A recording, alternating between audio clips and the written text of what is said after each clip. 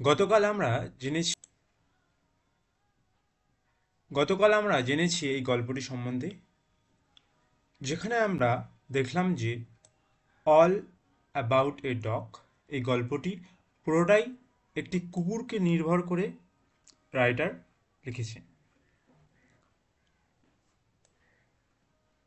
লেখককে AG Gardiner. তো তিনি কে ছিলেন সেটা সম্বন্ধেও আমরা জেনেছি। তিনি একজন ব্রিটিশ জার্নালিস্ট এবং অথর ছিলেন। তো আজকে আমরা পরবর্তী পর্যায়ে যাব, যেখানে আমরা দেখব যে শেষ পর্যন্ত ওই কুকুরটির সাথে কি ঘটবে এবং মহিলাটি শেষ পর্যন্ত কি করবেন বাসের ওপরে না ওঠার জন্যে।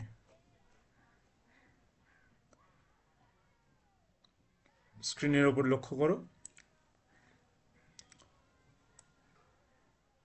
এর আগের দিনের ভিডিও রয়েছে, ভিডিও লিস্টে গিয়ে তোমরা দেখতে পারো আগের ভিডিও। পার্ট দুভাগে বিভক্ত রয়েছে, এটা দ্বিতীয় পার্ট, আর আগের ভিডিও পার্ট ওয়ানের ভিডিও আপলোড করা হয়ে গিয়েছে। Come to the point. 2 or 3 passengers got out and disappeared into the night. 2 থেকে 3 প্যাসেঞ্জার বাস থেকে বেরিয়ে এলো এবং তারা বাস থেকে বেরিয়ে আসার পরবর্তীকালে রাতের অন্ধকারে অদৃশ্য হয়ে গেল, disappear. The conductor turned on the pavement, went to the driver to have a talk with him. বাসের কন্ডাক্টরটি কি করলেন না, তিনি তার নিয়ম বা রুলসের ওপর থেকে কোনো মতেই হটলেন না এবং তিনি বাসের ড্রাইভারের কাছে গেলেন, যেখানে তিনি একটা কনভারসেশন মানে একটা আলোচনা করলেন বাসের ড্রাইভারের সাথে। Another bus, the last on the road, went by. ওই রাস্তার লাস্ট বাসটি তাদের পাশ দিয়ে চলে গেল। গো, ওয়েন্ট, গন, এখানে পাস্টের ফর্ম ওয়েন্ট দেওয়া রয়েছে। It seemed indifferent to the bus shouts of the passengers to stop. যখন বাসটি যাচ্ছিল, এটা বোঝা যাচ্ছিল যে যে বাসটা থামবে কি না, মানে চিৎকার চেঁচামেচি এতই হচ্ছিল সেখানে যে বাসটা কি ওখানে থামবে সেটাই মানে বোঝা খুবই মুশকিল হয়ে উঠেছিল। The policeman strolled up and looked in at the door. ওখানে একটা পুলিশম্যান দাঁড়িয়েছিলেন, তিনি স্ট্রলড আপ মানে আস্তে আস্তে হেঁটে এলেন, স্ট্রলড আপ, এবং কি করলেন, লুকড মানে দেখলেন দরজার দিকে, বাসের দরজার দিকে দেখলেন। The passengers burst out with indignant protest and appeals. প্যাসেঞ্জাররা বাসের মধ্যে খুবই চিৎকার চেঁচামেচি করছেন। ইন্ডিগনেন্ট মানে অ্যাংরি, রাগের সাথে, আর অ্যাপিলস মানে আবেদন করছেন। Well, he's got his rule, you know, he said genially. তিনি শান্তভাবে বললেন যে সে তার নিয়মটাকে পেয়েছে খুঁজে, মানে এটি পুলিশটি এসে বলছেন আর কি গণ্ডগোল চলাকালীন। Then he went away to stand a few yards down the street. তারপর তিনি চলে গেলেন সেখান থেকে চলে গেলেন কিছুটা দূরে রাস্তার উপরে। দেয়ার হি ওয়াজ জয়েন্ড বাই 2 more কনস্টেবল। সেখানে গিয়ে আরও 2জন কনস্টেবলের সাথে তিনি দেখা করলেন, মানে যুক্ত হলেন আর কি। আমরা নেক্সট প্যাসেজে যাব। এখান থেকে কোয়েশ্চেন হতে পারে যে কজন কনস্টেবল ছিল, তো তোমাদেরকে বলতে হবে যে 2জন। আর যদি কোয়েশ্চেন আসে যে how the policemans came to the bus? So you have to give the answer that this policeman strolled up and looked at the door. বলছে তিনি আস্তে আস্তে হেঁটে এসেছিলেন, তারপরে দরজার দিকে তাকালেন। এই লাইনটি তোমাদেরকে বলতে হবে সেখানে। তো চলো গল্পের বিষয়বস্তুতে যাওয়া যাক। Still the dog blinked at the lights and the conductor walked to and fro like a captain in the hour of victory.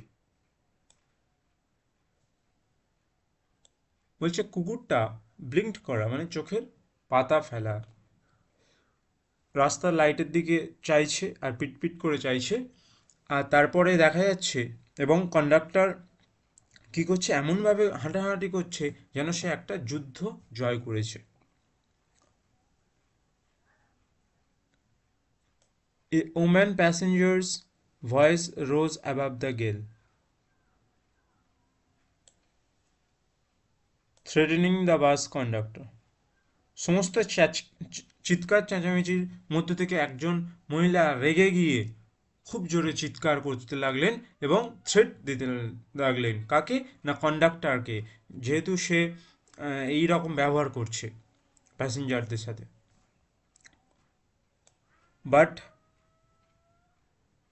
But he was cold as the night and hard as the pavement. তো তিনি বাস conductor খুবই শান্ত অবস্থায় ছিলেন এবং দৃঢ় প্রতিজ্ঞাবদ্ধভাবে দাঁড়িয়েছিল তার নিয়ম কানুনকে নিয়ে। She expressed her anger to the three policemen who stood up the street watching the drama. তিনি মহিলাটি তার মনে মানে রাগটাকে প্রকাশ করছে তিনটে পুলিশম্যানের কাছে, যারা কিনা দাঁড়িয়ে ওই ঘটনাগুলিকে দেখছিলেন। স্ট্যান্ডের stood up, then she came back, তারপরে তিনি চলে গেলেন। কল্ড হার কম্প্যানিয়ন, তার সঙ্গীকে ডাকলেন। অ্যান্ড ভ্যানিসড, তারপরে অদৃশ্য হয়ে গেলেন। দ্য বাস ওয়াজ এমটিং মানে খালি হওয়া, তো তারপরে বাসটি খালি হচ্ছিল। I will go to the top, said the young lady with the dog at last. শেষ পর্যন্ত মেয়েটি মানতে বাধ্য হলো যে আমি ওপরে যাব, বাসের ওপরে। You will have pneumonia, the man said. তার যে সঙ্গী ছিল সেই লোকটি বলল যে তোমার নিউমোনিয়া হয়ে যেতে পারে, তো তুমি বাসের ওপর যেও না। যদিও এখানে শুধু নিউমোনিয়ার কথাই বলা হয়েছে, তো এখান থেকেও কোয়েশ্চেন হতে পারে যে কোন রোগের কথা, কোন ডিজিজের কথা গল্পে অথার এখানে উল্লেখ করেছিলেন। তো এখানে তোমাদেরকে বলতে হবে you have to tell or you have to give the answer that pneumonia. Okay, next portions. When she had disappeared the stairs, the conductor came back and pulled the bell. তো যখন মহিলাটি বাসের ওপরে উঠলেন এবং কন্ডাক্টর কি করলেন না বাস চালু হওয়ার জন্য বেলটাকে প্রেস করলেন। দ্য বাস ওয়েন্ট অন, বাসটা চলতে শুরু করলো। হি স্টুড আপ ট্রায়াম্ফড, তো তিনি এমনভাবে দাঁড়িয়েছিলেন যেন একজন জয়ী। While his conduct was criticised in his face by the passengers, তা অন্যান্য যে সমস্ত প্যাসেঞ্জার ছিলেন তাকে ক্রিটিসাইজ করছিল, তাকে অপমান করছিল, মানে মন্দ কথা বলছিল তাকে নিয়ে তার মুখের ওপরেই। এত কিছু হওয়া সত্ত্বেও তিনি এমনভাবে তার চলাফেরা দেখাচ্ছে, এমনভাবে দাঁড়িয়ে রয়েছেন যেন তিনি একটা যুদ্ধ জয় করেছেন। Then the bus developed engine trouble and the conductor went to the help of the driver. তারপরে কি দেখা দিচ্ছে না বাসটির হঠাৎ করে ইঞ্জিনের প্রবলেম দেখা দিচ্ছে, ইঞ্জিন ট্রাভেল, ইঞ্জিনের সমস্যা দেখা দিচ্ছে। তারপরে দেখা গেল যে কন্ডাক্টরটি বাসের কাছে গেলেন, ড্রাইভারের কাছে গেলেন তাকে কিছু সহায়তা প্রদান করতে। ইট ওয়াজ এ লং জব, এটা একটা লম্বা সময়ের কাজ ছিল। মিনওয়াইল, যতক্ষণে the lady with the dog stole down the stairs and রি এন্টার দ্য বাস, তো যতক্ষণে মধ্যে মহিলাটি কী করলেন, বাসের ওপর থেকে নিচে নামলেন এবং পুনরায় বাসের মধ্যে এলেন। তো এটা একটি দুতলা বাস, মনে রাখবে। When the engine was put right, the conductor came back and pulled the bell. তো যখনই ইঞ্জিনটি সারানো হয়ে গেছে এবং কন্ডাক্টর পুনরায় আবার তার জায়গায় ফিরে এসে বেলটিকে প্রেস করছে যাতে বাসটি চালু হয়, দেন his eye fell on the dog, তার চোখটা পড়লো ওই কুকুরের ওপরে, and his hand went to the bell rope again, তারপরে পুনরায় তার আবার হাত গেল ওই বেলের দড়ির দিকে। The driver looked round, ড্রাইভারটি চারিদিকে তাকাতে লাগলেন। The conductor pointed to the dog and the bus stopped. তো কন্ডাক্টর তাকে ইঙ্গিত করে ওই কুকুরের দিকে দেখাচ্ছেন। তার পরবর্তীকালে বাসটা আবার দাঁড়িয়ে গেল। The whole struggle began all over once again. আবার পুনরায় সেই সমস্যা ঝামেলার পরিস্থিতি সৃষ্টি হয়েছে। The conductor walked on the pavement.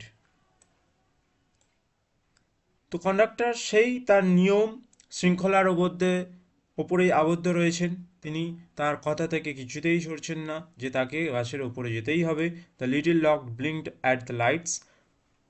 The lady again declared that she would not go to the top, and finally went.